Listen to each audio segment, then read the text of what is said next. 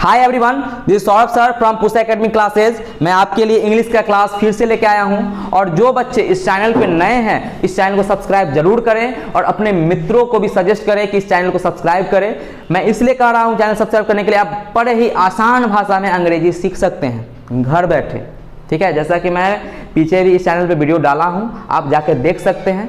मैंने अंग्रेजी को कितने सरल तरीके से सिखाने की कोशिश किया हूं और मुझे कोशिश है कि आपने सीखा भी होगा और आपने जो प्रेम दिखाया है उसके लिए मैं तहे दिल से आपका शुक्रिया कहना चाहूँगा। और मैं दो पंक्ति उन विद्यार्थियों के लिए कहना चाहूँगा जो प्रयास करके थक चुके हैं। वो दो पंक्ति ये है, मुश्किल नहीं है कुछ दुनिया में, मुश्किल नहीं है कुछ दुनिया में, तू जरा हिम्मत तो कर।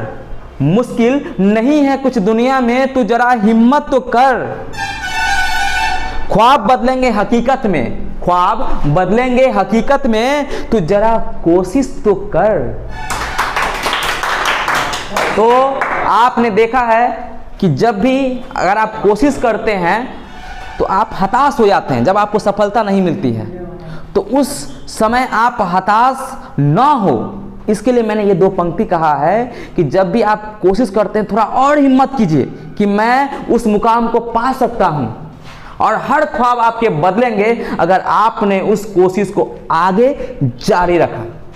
ठीक है, तो बच्चों आज हम आपको पीछे जो टेंस पढ़ाए थे उसमें इंट्रोडक्शन में बताए थे कि टेंस होता क्या है, टेंस के कितने पार्ट होते हैं और हर टेंस में सेंटेंस कितने पढ़ने हैं। तो आज मैं टेंस का भाग 1 पढ़ाने जा रहा हूं आपके समक्ष। अगर आपको किसी प्रकार का समस्या होगा तो आप मुझे जरूर बताइएगा। ठीक है, टेंस का मतलब काल होता है, मैंने आपको पिछले क्लास में भी बताया था। टेंस का मतलब होता है काल। चलिए देखिए, तो उसमें मैंने बताया था कि टेंस क्या होता है और टेंस के कितने भाग होते हैं। तो आज मैं पार्ट 1 पढ़ाने जा रहा हूं टेंस का। देखिए मैं फिर से उसको रिपीट कर देता हूं। टेंस क्या होता है? टेंस क्या है? क्रिया का रूप होता है। ठीक है, और वो यह दर्शाता है कि मेरा जो कार्य है वो किस समय में हो रहा है, वो वर्तमान में हो रहा है, भूतकाल में हो रहा है या भविष्यकाल में हो रहा है। यही है टेंस। टेंस क्या है? क्रिया का रूप है। हर टेंस में जाइएगा तो कहीं पर V1 का प्रयोग करेंगे, कहीं पर V2 का प्रयोग कीजिएगा, कहीं पर V3, कहीं पर V4, कहीं पर V5। तो टेंस क्या है? क्रिया का रूप है। और टेंस यह दर्शाता है कि मेरा जो काम है वो वर्तमान में हो रहा है, भूत में हो रहा है या भविष्य में। जैसे मैं पढ़ा रहा हूं तो मैं पढ़ाने का काम कर रहा हूं, लेकिन कब कर रहा हूं? वर्तमान में। मैं पढ़ा रहा था यानी कि भूतकाल में मैंने काम किया था, क्या करने का? पढ़ाने का। मैं पढ़ाऊंगा तो मैं पढ़ाने का काम करूंगा कब? भविष्य में। तो मैं उसी पर चर्चा करने के लिए आया हूं। तो मैंने उसमें सिखाया था कि प्रेजेंट टेंस होता है, पास्ट टेंस होता है, फ्यूचर टेंस होता है और उसमें हर टेंस में बताया था कि सेंटेंस कितने पढ़ने हैं। तो आपको 6 बताया था, positive, negative, interrogative, negative interrogative, WH positive और WH नेगेटिव। 6 सेंटेंस पढ़ना है हर टेंस में। आज मैं पढ़ाने जा रहा हूं simple present tense. Simple present tense, जैसे कि गांव घर में लड़का और लड़की का गांव में नाम रहेगा नुनुआ, मनुआ, झुनुआ, झुनुना। ठीक है और जाओगे स्कूल कॉलेज में तो रहेगा सलमान खान, ऋतिक रोशन, हेमा मालिनी। ठीक है, लेकिन गांव घर में अलग नाम रहता है। ठीक है, तो उसी प्रकार सिंपल प्रेजेंट टेंस का भी दूसरा नाम है। ठीक है, तो उसका नाम है प्रेजेंट इंडेफिनिट।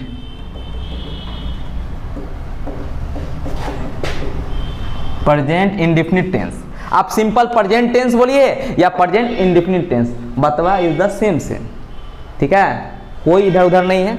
चलिए उसमें हम आपको पढ़ाने जा रहे हैं पॉजिटिव सेंटेंस, यानी कि सकारात्मक वाक्य। Positive sentence. देखिए आप लोग मैथ पढ़े, गणित पढ़े होंगे, ठीक है, फिजिक्स पढ़े होंगे। तो उसमें क्या है कि जो सवाल बनता है गणित का, तो उसके लिए आपको क्या चाहिए? फॉर्मूला चाहिए, सूत्र चाहिए। जब तक सूत्र नहीं होगा वो क्वेश्चन हल नहीं हो सकता है।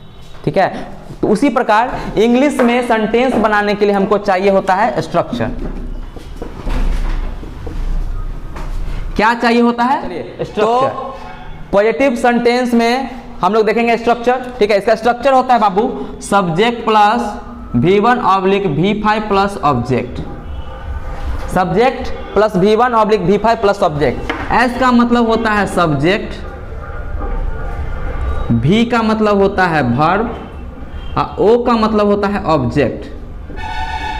और जिनको सब्जेक्ट वर्ब ऑब्जेक्ट का ज्ञान ना हो वो मेरा प्रीवियस वीडियो जाके देख सकते हैं, वहाँ पर मैंने सब्जेक्ट वर्ब ऑब्जेक्ट को बड़े अच्छे तरीके से, बड़े सरल तरीके से मैंने सिखाने की कोशिश किया, आप वहाँ से देख सकते हैं। ठीक है, तो subject plus V1 oblique V5 plus object. यहाँ पर देख रहे हैं कि आपको सब्जेक्ट जो है के बाद वर्ब का पहला रूप या वर्ब का पांचवा रूप यूज होगा, तो उसके लिए आपको सीखना होगा कि कहाँ पर V1 यूज होगा, कहाँ पर V5। तो बड़े ध्यान से देखिएगा, वीडियो में बने रहिए, स्किप नहीं कीजिएगा, नहीं तो समझ नहीं पाइएगा बुआ। ठीक है, तो देखिए V1 का प्रयोग, V1 यानी कि वर्ब का पहला रूप। ठीक है, वर्ब का पहला रूप जो होता है वो हमेशा प्लूरल सब्जेक्ट के साथ यूज होता है। प्लूरल सब्जेक्ट, प्लूरल सब्जेक्ट क्या है? I, we, you, they, two names, ये आपका है प्लूरल सब्जेक्ट। V5 का प्रयोग करते हैं आपको सिंगुलर सब्जेक्ट के साथ। सिंगुलर सब्जेक्ट, सिंगुलर सब्जेक्ट क्या है?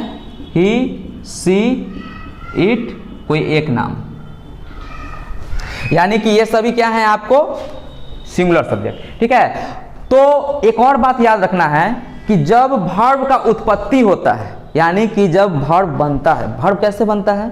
तो अक्षरों के मेल से, जो मैंने शब्द में बताया था कि शब्द क्या होता है, तो अक्षरों का मेल। ठीक है, उससे एक क्या बने? अर्थ देने वाला होना चाहिए। जब तक अर्थ नहीं मिलेगा, जैसे मैंने लिखा बॉय, ठीक है, BOY बॉय, तो बॉय यहाँ पर देखिए B और O और Y इन तीनों को मिला दिया, ये तीन अक्षर है, तीनों अक्षरों को जोड़ के एक शब्द का निर्माण किया गया। कब ये शब्द कहलाएंगे? जब इसका अर्थ होगा। बॉय मतलब क्या होता है? लड़का। ठीक है, तो देखिए यहाँ पर कि बॉय मतलब क्या हो गया? लड़का। तो उसी तरह वर्ब का जब निर्माण होता है तो वो V1 में रहता है, और वर्ब जो होता है जिस समय उसकी उत्पत्ति होती है वो प्लूरल होता है। वर्ब क्या होता है? प्लूरल होता है। लेकिन नाउन क्या होता है? जब उसकी उत्पत्ति होती है वो सिंगुलर होता है, जिसके नियम के तहत उसको प्लूरल बनाया जाता है। तो यहाँ पर देखिए कि सपोज मान लीजिए कि आप बिहार बोर्ड के स्टूडेंट हैं, ठीक है, और जब कोचिंग क्लास कर रहे हैं, तो अगर आप क्लास में जब ज्वाइन करते हैं तो आप लड़का के साथ बैठते हैं कि लड़की के साथ बैठते हैं? नहीं, पूछने वाला क्वेश्चन है। आप लड़का के साथ बैठते हैं ना, लड़की लड़की के साथ बैठता है और लड़का लड़का के साथ बैठते हैं। लगभग संस्था में ऐसा ही होता है, सिर्फ एग्जाम को छोड़ के। एग्जाम में क्या होता है, थोड़ा सा अलग अलग हो जाता है। लेकिन यहां पर देखिए वही कंडीशन है कि अगर आपका सब्जेक्ट प्लूरल हो, सब्जेक्ट आपको क्या हो? प्लूरल हो, तो वर्ब भी क्या होना चाहिए? प्लूरल। ठीक है, मैंने अभी तुरंत कहा ना कि जन्म से वर्ब क्या होता है? प्लूरल होता है। ठीक है, V1 जो है वो प्लूरल है, नाउन जो होता है जन्म से सिंगुलर होता है। तो अगर सब्जेक्ट प्लूरल है तो हमको वर्ब भी क्या चाहिए? प्लूरल। सब्जेक्ट आपका प्लूरल कौन कौन है? I, we, you, they, two names, यानी कि दो नाम। राधा रानी हो गई तो दो नाम हो गया, तो वो प्लूरल हो गया, बहुवचन हो गया। ठीक है, तो ये हो गया आपका। उसके बाद देखिए इसका पहचान कैसे पहचानते हैं कि ये सिंपल प्रेजेंट टेंस का है। इसके लास्ट में आएगा ता है, ती है, ते है, यानी कि वैसा वाक्य, हिंदी का वैसा वाक्य जिसके अंतर्गत उसके अंत में ता है, ती है, ते हैं, तो समझ जाइए कि ये सिंपल प्रेजेंट टेंस का सेंटेंस है। ठीक है, किसका है? Simple present tense. Simple present tense का पॉजिटिव का स्ट्रक्चर क्या होता है? Subject plus V1 oblique V5 plus object. तो कहीं पर V1 का प्रयोग होगा, कहीं पर V5 का, तो वो किस पे निर्भर करता है बाबू? सब्जेक्ट पे। सब्जेक्ट अगर आपका प्लूरल है तो वर्ब भी आपका प्लूरल V1 यूज होगा। सब्जेक्ट आपका सिंगुलर है तो आपका वर्ब भी सिंगुलर यूज होगा। जैसे ही, सी, इट, नेम है, एक नेम। जब दो नाम हो जाएगा तो प्लूरल हो जाएगा। अब चलिए कुछ हम उदाहरण बताते हैं जिससे आपको और ज्यादा समझ में आएगा। चलिए, तो मैं कुछ उदाहरण देता हूं। जैसे स्कूल का चपरासी घंटी बजाता है। स्कूल का चपरासी घंटी बजाता है, तो स्कूल का चपरासी क्या हो जाएगा? सब्जेक्ट हो जाएगा, क्योंकि काम कर रहा है, काम करने वाला ही उस वाक्य का सब्जेक्ट होता है। कौन काम कर रहा है? तो बजाने का, तो वर्ब हो गया। और किस चीज़ को बजा रहा है? तो घंटी का, तो ऑब्जेक्ट हो जाएगा। अब देखो बुआ, स्कूल का चपरासी कोई यहाँ पर एक ही ना होगा, तो द स्कूल्स प्यून। उसके बाद देखिए सब्जेक्ट में सिंगुलर है तो वर्ब क्या होगा? Singular V5। तो बजाना क्या होगा? Rings the bell. मैं आम खाता हूं, जो घिसा पीटा बहुत लोग पढ़ते हैं, मैं आम खाता हूं, मैं आम खाता हूं। तो यहां पर देखिए मैं सब्जेक्ट, आम ऑब्जेक्ट और खाता क्या है? वर्ब। तो क्या हो जाएगा? आई ईट ए मैंगो। तो ये है सिंपल प्रेजेंट टेंस का पॉजिटिव कदम, सिंपल सा सेंटेंस जो मैंने आपके समक्ष रखा है। कुछ इसमें एडवांस स्ट्रक्चर आते हैं। मैंने सिंपल सा स्ट्रक्चर बताया था, subject plus V1 V5 plus object, जिसके ऊपर मैंने ये सेंटेंस बनाया जो आपके समक्ष है। अब मैं कुछ इसका एडवांस जो है सिंपल प्रेजेंट टेंस का वो बता देता हूँ, जो आपको और ज़्यादा क्लियर हो जाएगा। सिंपल प्रेजेंट टेंस के अंतर्गत देखिए, सिंपल प्रेजेंट टेंस का जो इसका एडवांस स्ट्रक्चर है वो क्या है? पहला है इसका subject plus V1 V5 plus 2 plus V1 plus object. यानी कि ये ऐसा स्ट्रक्चर है जिसमें आपको दो वर्ब है।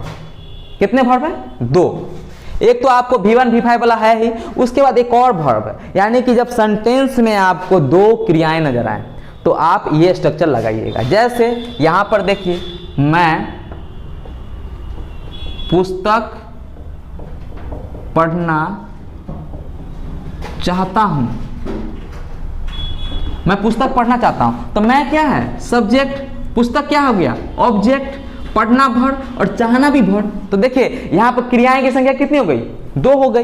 तो सिंपल सा लॉजिक लगाइए। और दूसरी बात आप ये भी ध्यान रखिएगा कि यह जो V1 V5 है किस पे अप्लाई होगा? आखिरी वाले वर्ब पे। आखिरी वर्ब कौन है? चाहता। तो मैं का आई हो जाएगा, तो चाहता क्या होगा? वांट। V1 लगेगा क्योंकि मेरा सब्जेक्ट क्या है? प्लूरल है। उसके बाद देखिए V1 V5 में से यूज कर लिया, उसके बाद क्या लगाना है? 2 लगाना है। और उसके बाद फिर दूसरा वर्ब कौन है? पढ़ना, तो रीड हो जाएगा। उसके बाद क्या है? ऑब्जेक्ट, पुस्तक, a book. I want to read a book. ये हो गया एडवांस का सेंटेंस। यानी कि स्ट्रक्चर क्या है आपका? Subject plus V1 V5 plus 2 plus V1 plus object. यानी कि जब एक ही सेंटेंस में 2 कार्य दिखाया जा रहा है, दर्शाया जा रहा है, तो उस कंडीशन में आप यह स्ट्रक्चर अप्लाई करके सेंटेंस को बना सकते हैं। और यह सेंटेंस एकदम आपके एग्जाम में आता है। खासकर जो इंटरमीडिएट के विद्यार्थी हैं, खासकर जो बिहार बोर्ड के स्टूडेंट हैं, उनका जो इंटरमीडिएट एग्जाम होने वाला है फरवरी में, वो यही सब चीज़ से रहता है क्वेश्चन। ठीक है, तो ये आपका एडवांस का स्ट्रक्चर हो गया। ये अप्लाई तब कीजिएगा जब एक सेंटेंस में क्रिया का संख्या कितना हो? 2 हो। और देखिए वांट और रीड को कौन जोड़ रहा है? 2। यानी कि जब क्रिया एक ही सेंटेंस में 2 हो तो उस कंडीशन में 2 क्या काम करता है? जोड़ने का काम करता है। ठीक है, आगे और भी बता, कुछ और भी एडवांस के स्ट्रक्चर जो मैं बता देता हूं। तीसरा स्ट्रक्चर, अभी हम लोग पॉजिटिव सेंटेंस ही पढ़ रहे हैं। पॉजिटिव है subject plus V1 V5 plus how to plus V1 plus object. देखिए subject plus V1 V5 plus how to plus V1 plus object. यहां पर भी 2 लग रहा है, लेकिन यहां पर हाउ भी साथ में आ रहा है। इसका कारण क्या है? इसका कुछ कारण है कि कहां पर हम हाउ टू का प्रयोग करेंगे। तो कुछ ऐसे वर्ब हैं जिसके साथ हाउ टू लगता है, जैसे नो। नो मतलब जानता भी होता है और आता भी होता है। ठीक है, उसके बाद लर्न, सीखता। मैं ताता का यूज इसलिए कर रहा हूं, ऐसे सिंपल में इसको सीखना कहते हैं, लेकिन मैं ता इसलिए लिख रहा हूं क्योंकि आप लोग सिंपल प्रेजेंट टेंस में आपके दिमाग में रहा है कि ता क्यों लिखे हैं। ठीक है, लॉजिक है इसके अंतर्गत। ये स्ट्रक्चर है आपका subject plus V1 V5 plus how to plus V1 plus object. यानी कि हाउ टू का प्रयोग तभी कीजिएगा जब एक ही सेंटेंस में 2 क्रिया हो, लेकिन वो कौन सी क्रिया हो? नो और लर्न। जैसे यहां पर देखिए मैं कुछ उदाहरण दे रहा हूं। मैं नदी में तैरना जानता हूं।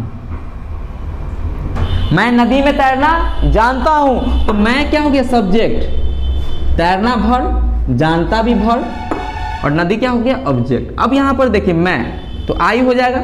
उसके बाद देखिए V1 V5, हम आपको बोले थे ना कि V1 V5 जो लास्ट वाला वर्ब उसको पहले लिखा जाता है, तो जानता क्या होगा नो, आई नो।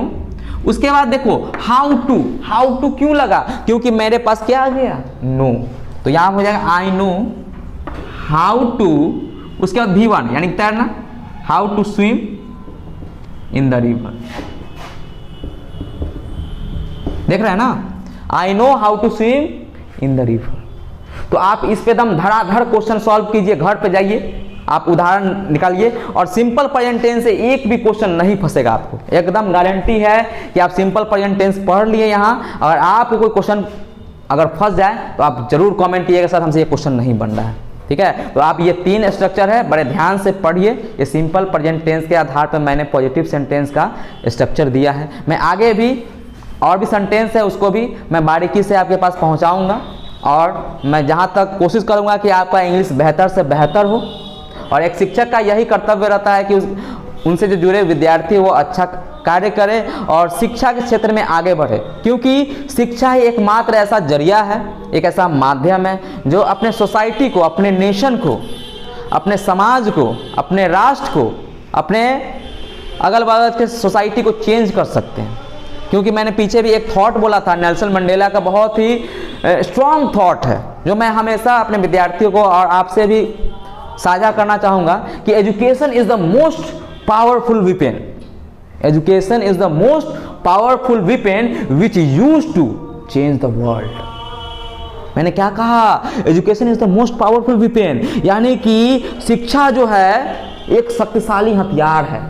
वीपन मतलब हथियार होता है, कैसा, powerful, which use to change the world, जिसके प्रयोग से हम दुनिया को क्या कर सकते हैं, बदलाव कर सकते हैं। और आप भी बदल सकते हैं अपने सोसाइटी को, अपने परिवार को, किसके कारण, शिक्षा के कारण। इसलिए इस चैनल को सब्सक्राइब कीजिए। अगर आप शिक्षा का महत्व जानते हैं, अपने गार्जियन के सेक्रीफाइस का महत्व जानते हैं, चैनल को सब्सक्राइब जरूर कीजिएगा और अपने मित्रों के साथ जरूर साझा कीजिएगा। अगर आपके अंदर एक शिक्षक के लिए रिस्पेक्ट होगा, अपने माता पिता के सेक्रीफाइस के लिए अगर आपके अंदर वो भावना होगी, तो आप इस वीडियो को देखिएगा और लोगों तक पहुंचाइएगा। मैं इसलिए नहीं कह रहा हूं कि आप मुझे सब्सक्राइबर चाहिए, मैं इसलिए आपके पास कहता हूं कि लोग जो हैं शिक्षा लें, खुद भी शिक्षित हो और अपने आसपास के समाज को भी शिक्षित करें। अगर आप किसी के समक्ष बोलना चाह रहे हैं या अपने बातों को रखना चाह रहे हैं, उसमें सबसे बड़ा योगदान माध्यम होता है वो शिक्षा होता है। तो बहुत बहुत धन्यवाद। मैं अपने व्यूअर को बहुत बहुत धन्यवाद कहना चाहूँगा कि मेरे चैनल से जुड़ रहे हैं और बहुत अच्छा प्रेम दिखा रहे हैं, और मैं चाहूँगा इस प्रेम को आगे भी बनाए रखें। तहे दिल से शुक्रिया, बहुत बहुत धन्यवाद।